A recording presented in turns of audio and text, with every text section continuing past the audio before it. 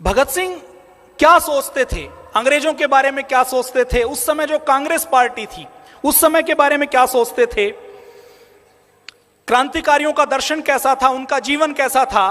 तो उस समय जो क्रांति चलती थी, जो क्रांतिकारी थे, भगत सिंह को छोड़कर बाकी क्रांतिकारी तो मात्र ये सोचते थे कि हमें अंग्रेजों को बाहर निकालना है, अंग्रेज देश छोड़कर चले जाएं।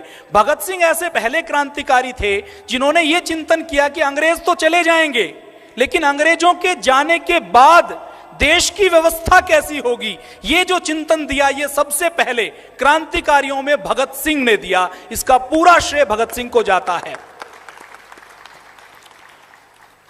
भगत सिंह बार बार सोचते थे कि अंग्रेज चले गए, इनकी जगह काले अंग्रेज आ गए तो देश की सामाजिक, आर्थिक, राजनीतिक व्यवस्थाएं कैसी होंगी, किसान का जीवन स्तर कैसा होगा, किसान को, गरीब को, मजदूर को खाना मिलेगा कि नहीं मिलेगा, उसको शिक्षा मिलेगी कि नहीं मिलेगी, ये वो बार बार चिंतन करते थे। और भगत सिंह का यह दबाव था कि हमें सिर्फ आजादी ना मिले, हमें संपूर्ण आजादी मिले, किसान को, गरीब को, मजदूर को भागीदारी मिले। यह भगत सिंह का सपना था। भगत सिंह का सपना केवल यह नहीं था कि अंग्रेज चले जाएं।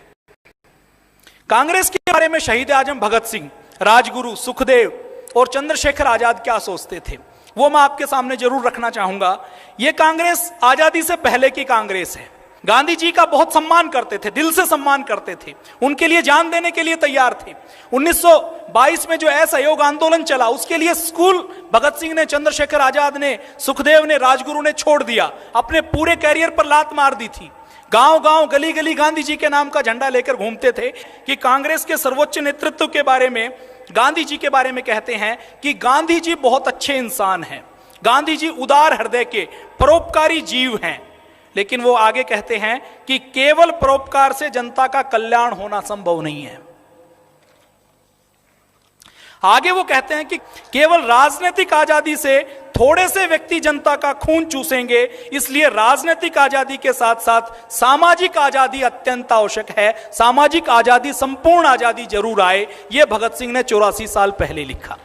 शहीद भगत सिंह और चंद्रशेखर आजाद क्या कहते हैं अंग्रेजों से समझौते के बारे में? वो कहते हैं कि अंग्रेजों से हमारा सिर्फ एक ही समझौता हो सकता है कि बिना कोई बातचीत किए अंग्रेज अपना बोरिया बिस्तर समेटें और भारत को छोड़कर चल दें। इसके अलावा अंग्रेजों के साथ हमारा कोई भी समझौता नहीं हो सकता।